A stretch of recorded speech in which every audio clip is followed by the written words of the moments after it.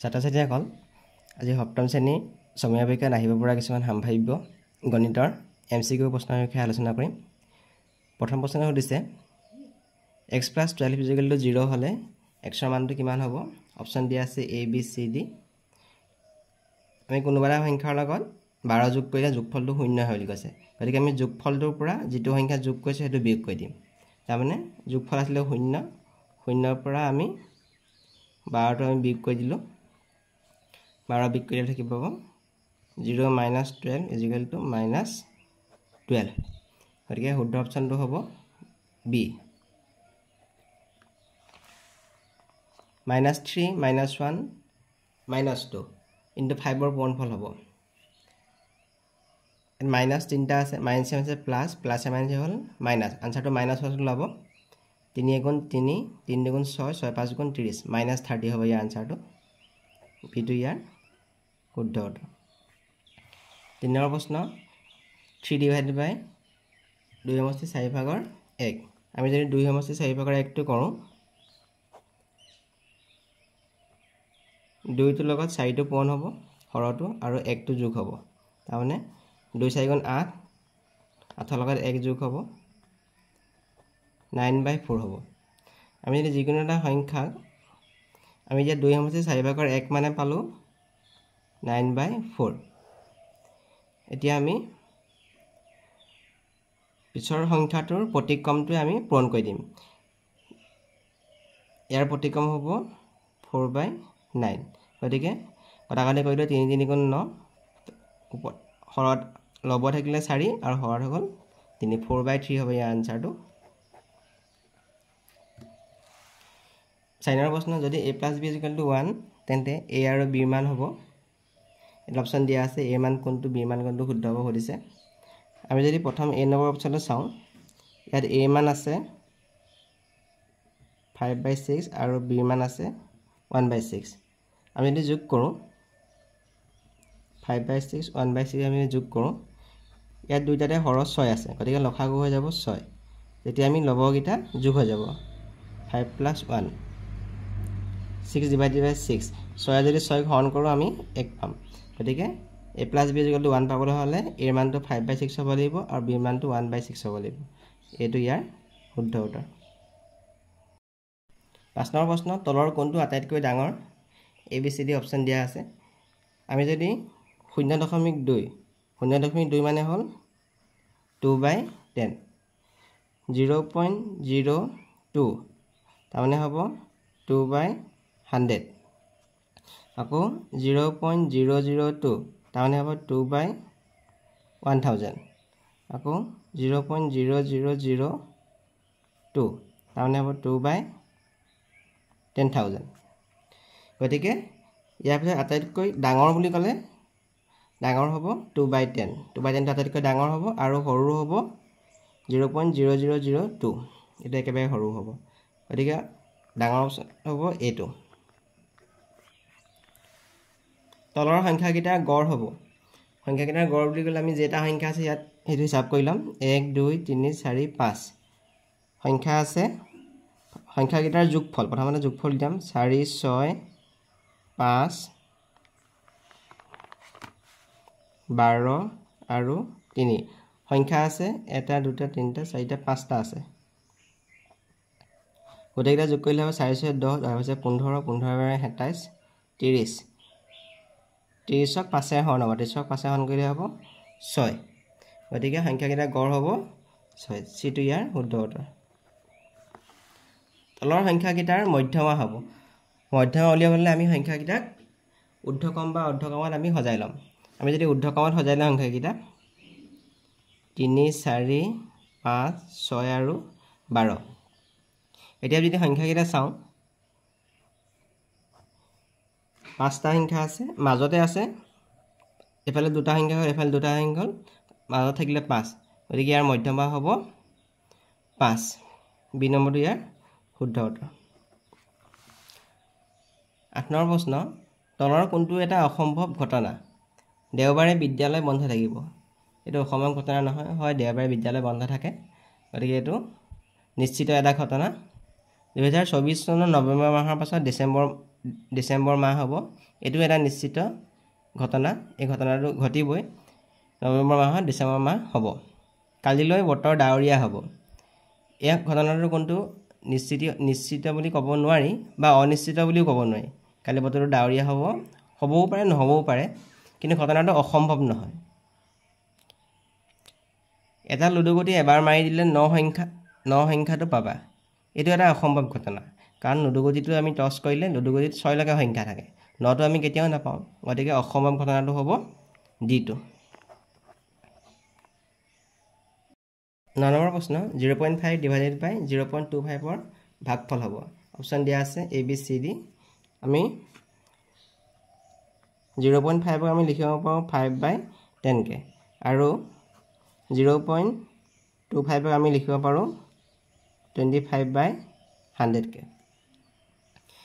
এতিয়া যদি আমি পূৰণ কৰোঁ 0.5 ইনটু 0.5 ডিভাইডেড বাই 0.25 তাৰমানে আমি 0.5 মানে লিখিম 5/10 আৰু 0.25 মানে লিখিম আমি 25/100 আমি যদি হৰণ থাকে পিছৰ সংখ্যাটোৰ প্ৰতিক্ৰমটো আমি পূৰণ কৰিব লাগে গতিকে 100/25 ৰ প্ৰতিক্ৰম হ'ব 100/25 এতিয়া যদি আমি কটাকটি কৰোঁ 10 10 গুণ হ'ব 100 হ'ব আৰু 5 5 গুণ হৈ গ'ল 25 হৈ গ'ল এতিয়া 5 যদি 10 কাটো 2 বাই যাব গতিকে ইয়াৰ উত্তৰটো হ'ব 2 বিটো ইয়াৰ শুদ্ধ উত্তৰ 0.25 ইনটু 0.25 ৰ পূৰণফল হ'ব আমি যদি পূৰণ কৰোঁ আমি জানো 25 পূৰণ কৰিলে 625 হয় ইয়াত দুটা সংখ্যা আগত দশমিক আছে ইয়াত দুটা সংখ্যা আগত দশমিক আছে গতিকে দশমিকটো চাৰিটা সংখ্যা আগত হ'ব কিন্তু ইয়াত সংখ্যা তিনিটাহে আছে গতিকে আমি ইয়াত শূন্যটা দি লওঁ শূন্য আগত আমি দশমিক বহাম 0.0625 গতিকে সি নম্বৰটো ইয়াৰ শুদ্ধ উত্তৰ হ'ব 11 নম্বৰ প্ৰশ্ন 4y/3 - 7 = 5 ৰ সমাধান হ'ব আমি 4y/3 - 7 = 5 4y/3 আমি 7টো বিগত আছে পক্ষান্তৰ কৰিলে 7টো যোগত যাব 5 + 7 4y/3 = 5 আৰু 7 যোগ কৰিলে 12 হৈ গ'ল এতিয়া আমি যদি বৰ্গগুণন কৰোঁ 3টো 12 লগত পূৰণ হ'ব 3টো 12 লগত পূৰণ কৰিলে হ'ব 36 এতিয়া যদি আমি 4টো y লগত পূৰণ হৈ আছে গতিকে আমি পক্ষান্তৰ কৰিলে 4টো হৰণ হৈ যাব 36ক যদি আমি 4 হৰণ কৰোঁ আমি 9 পাম গতিকে y মানটো হ'ব 9 বিটো ইয়াৰ শুদ্ধ উত্তৰ তলৰ কোনযোৰ কোণ পূৰক কোণ দুটা কোণৰ যোগফল যদি 90 ডিগ্ৰী হয় তেতিয়াহ'লে আমি কোন দুটা পূৰক কোণ বুলি ক'ম আমি যদি বি নম্বৰ কোণটো চাওঁ বি নম্বৰ অপচনটো 35 ডিগ্ৰী প্লাছ 55 ডিগ্ৰী দুটা যদি যোগ কৰোঁ 5 5 10 হয় 9 গতিকে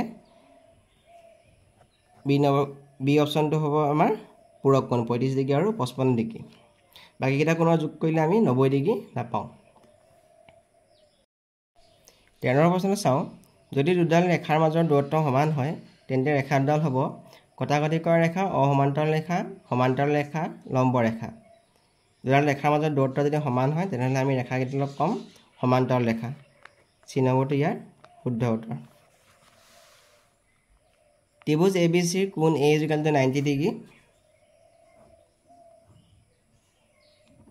ত্ৰিভুজ ABC কোণ A = 90 ডিগ্ৰী কৈছে তাৰপিছত কৈছে AB আৰু AC সমান AB AC সমান তেন্তে কোণ B আৰু C মান সুধিছে এটা কোণ 90 ডিগ্ৰী যদি এইটো এটা সমদ্বিবাহু ত্ৰিভুজ গতিকে এই দুটা কোণ সমান কোণ B আৰু কোণ C মানটো সমান যেহেতু AB আৰু BC বাহু সমান গতিকে B আৰু কোণ B সমান কোণ C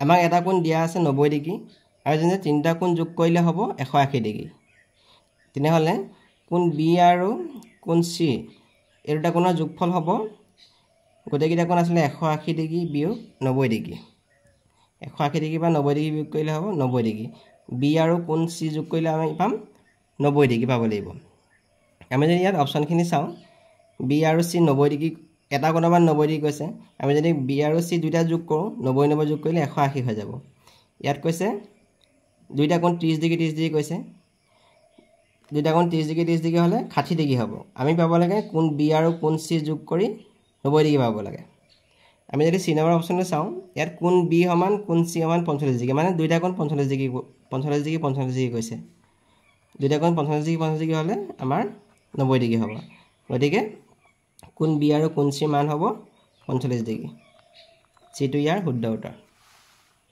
সহঃ ত্ৰিভুজৰ প্ৰতিটো কোণৰ জোখ সহঃ ত্ৰিভুজৰ প্ৰতিটো বাহু সমান প্ৰতিটো বাহু সহঃ ত্ৰিভুজৰ সমান এই তিনিটা বাহু সমান তেতিয়াহ'লে এই কোণকেইটাও সমান আৰু সিহঁতৰ প্ৰতিটো কোণৰ জোখ হ'ব 60 ডিগ্ৰী সহঃ ত্ৰিভুজৰ প্ৰতিটো কোণৰ জোখ 60 ডিগ্ৰী হ'ব 16 নম্বৰ প্ৰশ্ন ত্ৰিভুজ ABC আৰু ত্ৰিভুজ PQR AB সমান 4 সেন্টিমিটাৰ যদি ABC ত্ৰিভুজ লওঁ আৰু এটো লওঁ নাম্বাৰ PQR ত্ৰিভুজ ABC সমান 4 সেন্টিমিটাৰ BC 5 সেন্টিমিটাৰ আৰু AC 6 সেন্টিমিটাৰ যেনে PQ 4 সেন্টিমিটাৰ QR 5 সেন্টিমিটাৰ আৰু PR 6 সেন্টিমিটাৰ আমি কৈছো যে ত্ৰিভুজ ABC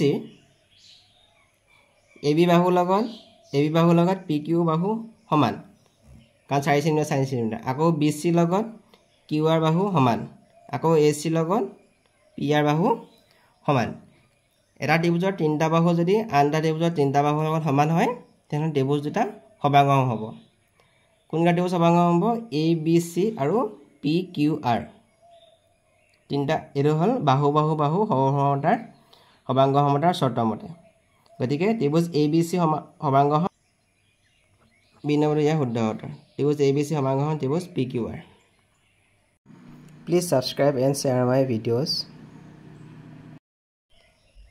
20 শতাংশক ভগ্নাংশত প্ৰকাশ কৰিলে হ'ব আৰু 20 শতাংশক এখৰে হৰণ কৰিম এতিয়া 20 পূৰণ 1 আকৌ 20 লগত 5 পূৰণ কৰিলে 100 হ'ব গতিকে 20 আমি কাটি দিলো থাকিলে 1/5 গতিকে 20 শতাংশক ভগ্নাংশত প্ৰকাশ কৰিলে হ'ব 1/5 বি নম্বৰ ইয়াৰ শুদ্ধ উত্তৰ 5/3 শতাংশত প্ৰকাশ কৰিলে হ'ব 5/3 শতাংশত প্ৰকাশ কৰিবলৈ হ'লে আমি 5/3 লগত 100 শতাংশটো আমি পূৰণ কৰি দিম আমি যদি কটাকটি কৰোঁ 5 লগত 20 পূৰণ কৰিলে 100 হ'ব গতিকে 3 পূৰণ 20 থাকিলে 3 লগত 20 পূৰণ কৰিলে হ'ব 60 শতাংশ 5/3 শতাংশত প্ৰকাশ কৰিলে হ'ব 60 শতাংশ বিটো ইয়াৰ শুদ্ধ উত্তৰ 6 সপ্তাহ আৰু 21 দিনৰ অনুপাত হ'ব আমি ইয়াত একককিটা চাব অনুপাত উলিয়াব হ'লে একককিটা সমান হ'ব লাগিব ইয়াত আছে সপ্তাহ আৰু দিন গতিকে এটো এককটো একেই হোৱা নাই আমি কি কৰিম সপ্তাহটো দিনলৈ লৈ যাম এক সপ্তাহত হ'ল 7 দিন গতিকে 6 সপ্তাহত হ'ব 42 দিন আৰু 21 দিন গতিকে 42 আৰু 21 টো হ'ব আমি জানো যে 21 পূৰণ 2 সমান 42 হ'ব আৰু 21 পূৰণ 1 সমান 21 হ'ব এতিয়া আমি এই 21 আৰু 21 দুটা আমি কটাকটি কৰি দিব পাৰোঁ থাকিলে 2:1 গতিকে 6 সপ্তাহ আৰু 21 দিনৰ অনুপাত হ'ব 2:1 বি নম্বৰটো ইয়াৰ শুদ্ধ উত্তৰ হ'ব তলৰ কোনটো ত্ৰিভুজৰ সমাংগ সমতাৰ শৰ্ত নহয় বাহু SSS এটা ত্ৰিভুজৰ সমাংগ সমতাৰ শৰ্ত হয় এটা ত্ৰিভুজৰ তিনিটা বাহু যদি আনটা ত্ৰিভুজৰ তিনিটা বাহুৰ লগত সমান হয় তেনে আমি ত্ৰিভুজ দুটা সমাংগ সম বুলি ক'ব পাৰিম বাহু কোণ বাহু এটোও হয় সমাংগ সমতাৰ শৰ্ত হয় কোণ বাহু কোণ এটো এটা সমাংগ সমতাৰ শৰ্ত হয় কোণ এটো সমাংগ সমতাৰ শৰ্ত নহয় গতিকে ডি নম্বৰটো ইয়াৰ শুদ্ধ উত্তৰ